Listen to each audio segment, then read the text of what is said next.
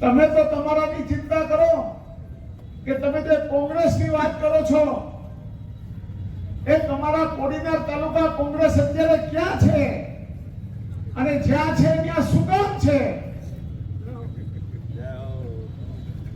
લોકોને બ્લેકમેલ કરવા, સરકારી અધિકારીઓને બ્લેકમેલ કરવા, રેસ્ટિંગના દુકાનદારો પાસેથી હપ્તા લેવા, દારૂ જુગારમાં હપ્તાઓની વાતો કરી, દારૂ જુગારમાં ધંધાઓની ધમકીઓ આપી અને હપ્તાઓ ભેગા કરનારા આજે ભાવનગરની જેલમાં છે. એ કોઈ અમારી મહેરબાની નથી ને તમારા કોઈ એવા દુધે ધોયેલ હતા નહીં કે જે ગામ એના માટે કંઈક નીકળે. અને તકલીફ કેમ પડે છે ભાઈ? હજી તો હમણાં 2-3 ગયા, અમે ને શિવો ઘણા વળાવી આવ્યા તમારી મહેરબાનીથી. શક્તિભાઈ તમે પણ અમને ખૂબ તમારા કોંગ્રેસના રાજમાં અમારી ઉપર,